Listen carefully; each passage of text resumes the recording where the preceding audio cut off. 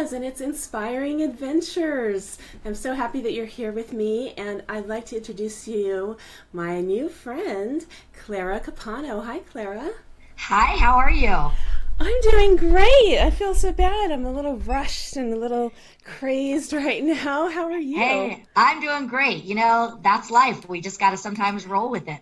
Well, you're just the person to help me out with that, I think, because I just love your book and what you're all about. I'm just going to hold this up here. Clara is the author of Find Your Focus: 52 Weeks of Clarity.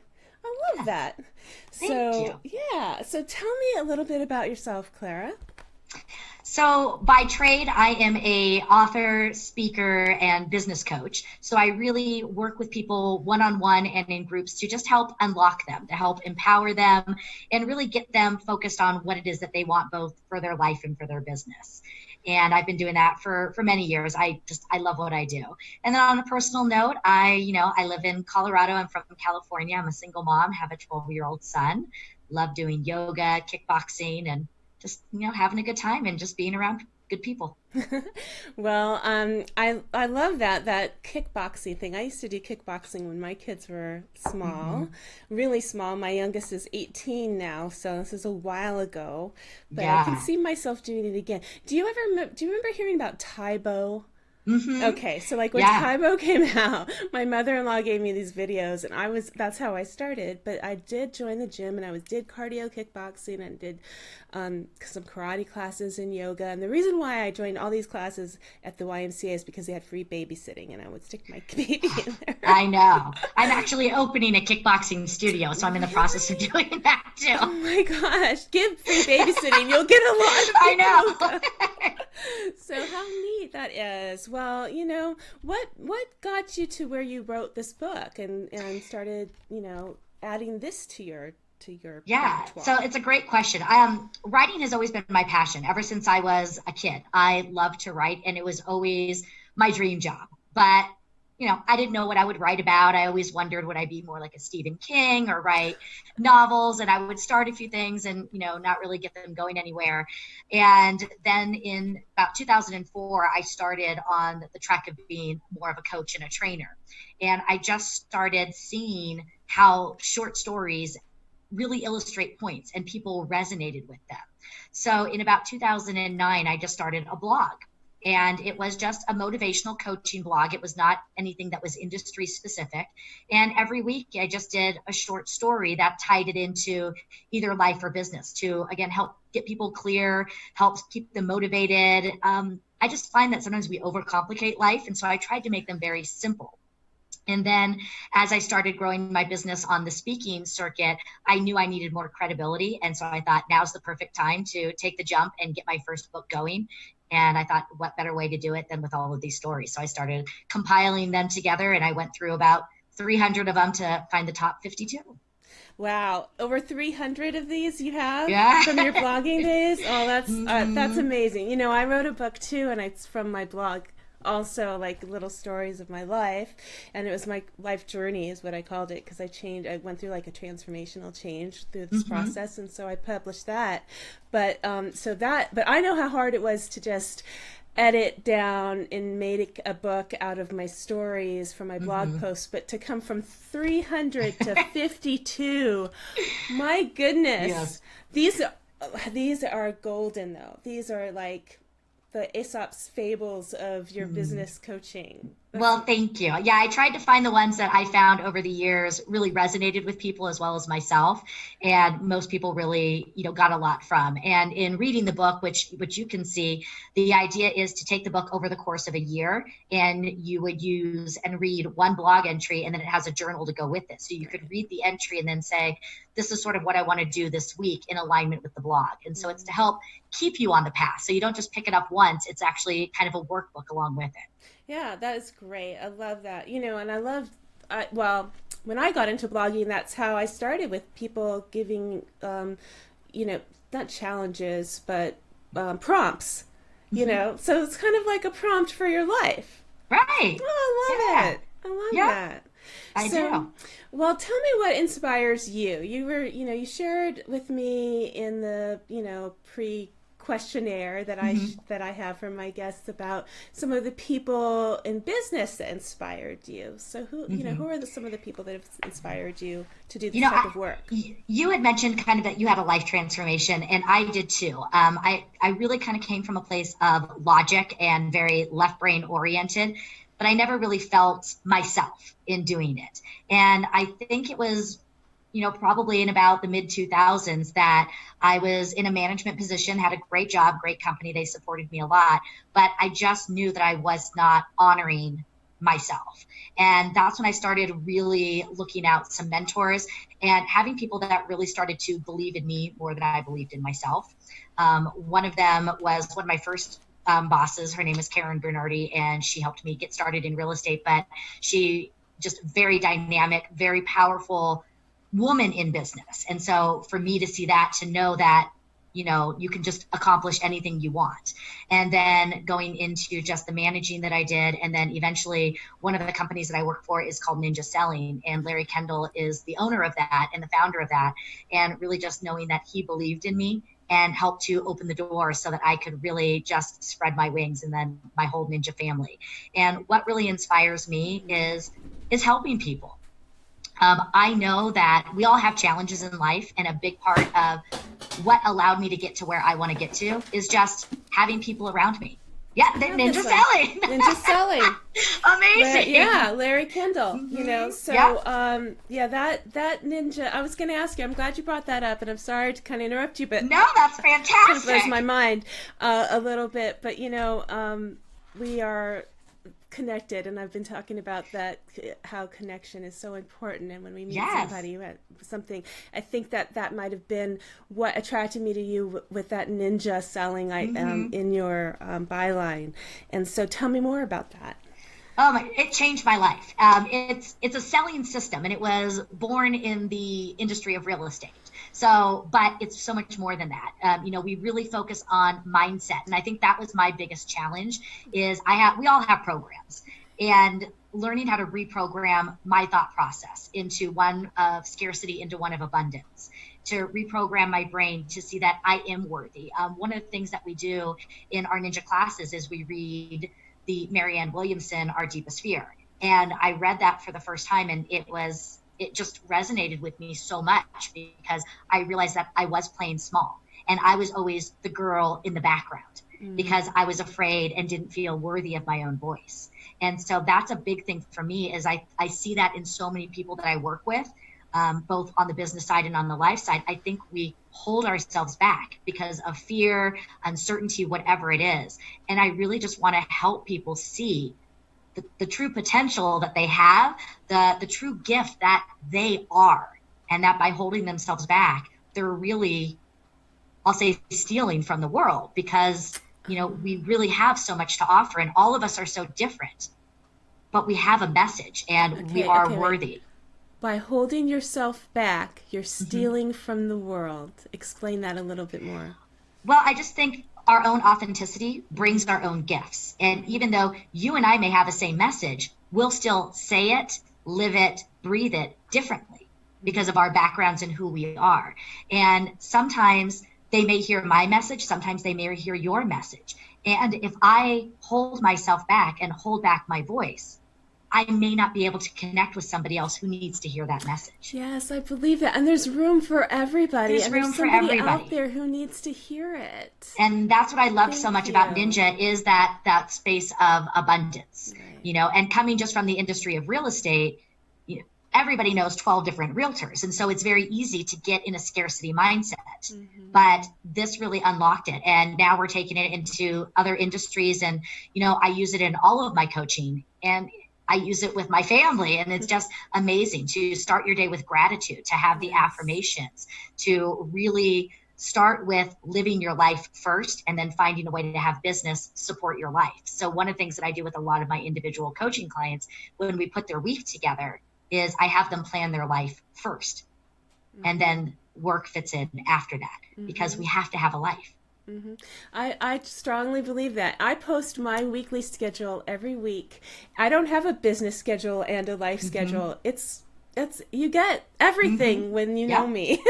Right. You know, It's you true. see, I've got my business meeting, my school meeting, my church meeting, my friends meeting. It's all on there. My It's all on there. doctor's appointment, whatever it is. It's, you know, it's who I am. So, you know, but I love what you say about honoring yourself, about Yeah. honor, you know, and I think that honoring ourselves and honoring other people and being respectful that, yeah, there's going to be a lot of life coaches and business coaches and real estate agents. It's a big world. It is. But we can be respectful of each other and be in the same space and know that we're not in competition in that No. way. And I collaborate with so many other coaches, both, you know, in Ninja and outside, because we bring different things. And I have a lot that I co-teach with, because many times we're all saying the same thing, but we may have just little nuances. And if we can all come together, that's even better for the public, because now we can share even more. And if I can help somebody be better and somebody else can help somebody be better, then the world is better. And when we're all living in a place of abundance, you know, it's that connection. You mentioned that we're connected. We're all connected through our energy, through, you know, our feelings, and we need to build on that more. How cool is that? You also said that your son inspires you, and that every day. Yeah, tell me more about your relationship with your son and all that. He's amazing. He is amazing. He's 12 years old, and he is just a beautiful mix of his father and myself. And just watching how he, you know, interprets the world and takes it in. And ever since a young age, you know, had him start on the gratitude. So when we drive to school, we have him say things that he's grateful for. And, you know, oftentimes it's just the sweetest things, such as, you know, I'm really grateful for my family, or I'm grateful for my friends. He's got such a compassionate heart to be able to share. And if ever he sees somebody being picked on or, you know, being hurt, he wants to go over and help them. He's my little humanitarian. You know, we see homeless people and he wants to stop and buy them, you know, lunch. He'll see animals, stray animals, and he wants to rescue them. And he also reminds me, the biggest thing he reminds me of is to slow down. You know, and I think the biggest turning point for me is when he was about 3.5, and I was working and building my business and doing all the things that we do. And he took the phone out of my hand and said, "Mommy, you're not paying attention to me." Ooh. And that was a big aha moment for me, you know, and I'm not saying that I'm perfect, but, you know, we communicate really well with each other, and he knows my schedule. I do a lot of traveling, and we talk about it before I book things. I'm like, this is what's going to happen. And we talk about all the things that it's going to bring for both of us. So he's a really big part of my business and helping me grow my business. And without his support, I wouldn't be able to do what I do. That's so neat. Sounds like a little man. He is. I actually call him my little man. That's you know, kids are so intuitive. They are. I don't know why this keeps coming in my head, so I'm going to go ahead and say it, but what's the difference between mindfulness and mindset? Is there? That's a great question. I think it starts, if I were to say it, I would say it starts with mindset. And when you have a mindset, you can be more mindful. So I think mindset is how we show up, the thoughts that we have, of are we going to be in abundance or scarcity? Are we going to feel that we are strong? And are we going to show up as a player or as a victim? And I think when you choose the mindset, because we really have the ability to choose whatever mindset we want. And if I'm going to choose to be a player, then I'm going to be mindful of that in all of the actions that I take. Right. So I would say that mindfulness comes from mindset. I like that. I don't know. I've been thinking a lot about mindfulness, but then mindset keeps coming up too. I think it's a little bit more of a businessy way of saying it. You know? And I think the thing that people need to understand is you can change your mindset. I think oftentimes we grow up in a certain way and we stigmatize ourselves as saying, oh, we're negative or whatever we want to, but you have the ability to change it. I was definitely much more cynical. And it's funny, people who meet me now, they say things like, oh, I love your energy, I'm drawn to you. And people who've known me 10, 15 years, they know the other side of that, because I wasn't always that way, because again, I was holding myself back. Sure. But I had to make a conscious choice to change my mindset. Sure. And work on it. I tell people, recently somebody said that they were shy, and I said, well, I'm shy, and they're like, what? Mm-hmm. I said, I am. I've always been very shy. It's not an act, but this is something that I make an effort to Right. do, to Mm-hmm. put myself out there and be on video and on social media. It is, Mm-hmm. I still get, butterflies right before I go Sure. on. And I still, Mm-hmm. and I think, why am I doing this? Yeah. But, and reaching out to people and making the appointments and going to Mm-hmm. events and speaking, all of those things. I don't know why. Sometimes I don't know why I'm doing it. Then I remember why I'm doing it. Then you remember why, because Yeah. it's the message and it's knowing the connection, and it's having. I had somebody the other day. I met him years ago at a training, and he emailed me just out of the blue and said, I still get your blogs and I read them, and the one that you wrote the other day really resonated with me. And it's those little things that, it really does help. Yeah. And it feels special and it feels nice. And you had mentioned that you're shy. I used to be terrified of public speaking, and the thought of sharing my views in my book would have terrified me. But it's when you connect with why you're doing it and how it can help others, it takes it off of you, and then you realize that you almost have an obligation to do it. Right. Mm-hmm. It's so Yeah. true. And I'm about. Somebody once said, it was Martha. Oh, I'm gonna forget her name now. I'll remember. I'm looking because she's got her book. But anyway, she says, now I want to remember her name. I'm going to have to edit this later. Anyway, so the thing is about balancing the good and the bad. It's a responsibility to be positive because the world is so bad. So, like those of us who are positive or think, happy thoughts, we have to be extra happy and put it Right. out there. So to balance the world. And It's I do true. feel a strong responsibility for that. It is a big responsibility. I wake up in the morning and I sort of have a checklist of who is Clara when she's at her best. She's purposeful, she's energized, inspiring, genuine, prepared. And I look at that and I say, are you prepared to be this person today? And if I'm not feeling so energized, I'm like, all right, you got 10 minutes until your next call. Let's do whatever we need to do to get yourself energized. Wow. Because my people need me to be at my peak performance. And that's what I owe to them. And I have an obligation to deliver that. So I have to check in with myself because I do have a responsibility to make sure that to have the impact I want, I have to show up. That's great. Just that statement right there. To have the impact I want, I've got to show up. Mm-hmm. That's right. Yeah. It's not going to happen if you don't do it. No. Well, what advice do you have? I'm going to go into the business sense because I am starting a business with Bubbler Media. I've got 5 partners, and Bubbler Media is a network where we do live streaming and helping other people to get their live stream shows on, and a lot of different services involved with that. And so we are launching in January. We've been working on it for, it'll be about 6 months by the time we launch. Wow. And it seems like every time we got really close to starting, we come up with other things we need to work on. Yes. So is that a common problem in business? Oh, yes. And it happens to me as well. I would say, when it comes to that, I get some free advice here. Yes, exactly. I think the wonderful things about starting a business and being an entrepreneur is, kind of you talked about the light and the dark side. It's the blessing and the curse. The blessing side is we have all these new, fresh ideas. The curse is we can get bogged down. And what we know from studying the brain is that when your brain has more than 5 thoughts at a time, it tends to slow down and it doesn't process. And if you have more than about 9 things going on, it actually tends to shut down. This is why if you have a to-do list with 20 things on it, you often look at it and you get stifled and nothing gets done because you almost get paralyzed. It's called the lion syndrome. So what I encourage people to do is to chunk it down into 3 things. So one of the things that I do when I do my business planning is I take my year-long business plan and then I chunk it down into quarters. And every quarter, I go into the quarter and I bring out my idea folder.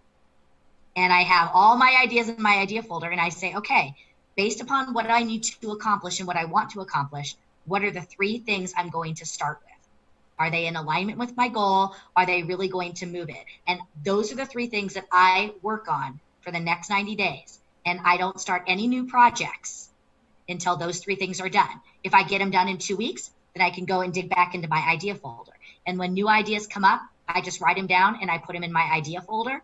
But I try not to look at them because I have a tendency to get sidetracked. And it was actually my accountability partner who said something to me. And she said, you have some of the most amazing ideas, but I'm really getting sick of hearing about them. Are you actually going to do something? Ooh, And it was that's a the good best friend. thing that anybody could have said to me, Right. because I knew she was coming from a place of love. Yeah. Because she knew. And honestly, that was one of the biggest catalysts that got my book together, because I was like, you're right. I've been talking about this book for a long time, but I haven't done anything with it. And, you know, within 6 months, my book was pretty much done and at the publisher. So I think sometimes we have to do less, and we really have to just evaluate what is the greatest and most impactful thing I need to do right now. But I find if we start working on more than about 3 things, nothing gets done. Right. So I would encourage you to just get your idea folder, stay the course with about 3 things, set some deadlines up so you can manage through them. Because if you know you want to do more, then maybe it's, I want to do these 3 things in 6 weeks or 8 weeks so that you can do a few more. I think having a timeline is important. You know, having deadlines, having that, setting that launch date and sticking to it. And if you get close and you're not completely ready, I feel like you got to go with it anyway. And then kind of, you know, fix things up. That's how I published my book, which is my greatest accomplishment. I self-published, but I stuck to that date like it was the end of the world if I didn't hit it. Yeah. Because that was, you know, my main, I don't know, it was a pivotal moment for me in my life. Oh, sure. So, you know. Because if we're always waiting for it to be perfect, we're never going to get there. And there'll always be something we can change. And I always look at it like our smartphones. We have the apps on our smartphone. How many times do we get updates? That's right. We get them every day. That's a great example. It's because they're not perfect, you know? But you got to go with it, and then you get a little feedback, you get some tweaking, you can go, but at least you started. Yeah, and you got it out there. Idea. Yeah. All right. Well, let's dig a little deeper now. Talk about yourself a little bit more. So what are your values? What are your core values when you're working on finding your focus, or, you know, working on your ninja coaching? Or what is it that you're really trying to hit your mark on a personal level? You know, I think self-love and really accepting yourself, because I think we are extremely hard on ourselves, and that can be nice because it pushes us to go farther, but oftentimes we can be kind of a big bully to ourselves. So I think really, you know, forgiving yourself and just loving yourself for who you are. I'll say family, but when I say family, I don't necessarily mean brothers, sisters, parents, because I think family can encompass so much more than that. So, you know, but I think you have to have that support around you and that love around you of people who are going to be there for you, who believe in you when you don't believe in yourself, who are the ones that you can go to and cry, and they'll listen and tell you it's going to be okay, and the ones who are not going to let you fall, and who are going to be kind of how my accountability partner was, and come from a place of love and tell you when you need to get out of your own way. You know, I think love is so important. And that you started out by saying self-love, because really we're number one. We're the only person we could really count on. You got to take care of number one, is what I always say. And so, you know, and that doesn't mean that's selfish or narcissistic. No. It's just, you know, taking care of yourself. And I say this all the time, and I think that's the big misnomer is we think that taking care of ourselves is selfish. And what I speak about in a lot of my classes and a lot of my trainings is you cannot serve if you don't take care of yourself first. If I'm sick, if I'm run down, if I'm burned out, I can't help another person. So you have to take care of yourself and accept yourself if you truly want to be able to give wholly to another person. So what is it that you do for yourself, Clara? I do lots of stuff. The first thing that I do, I have to say, how do you get clarified? Clarity. Yes, no, exactly. Clarified.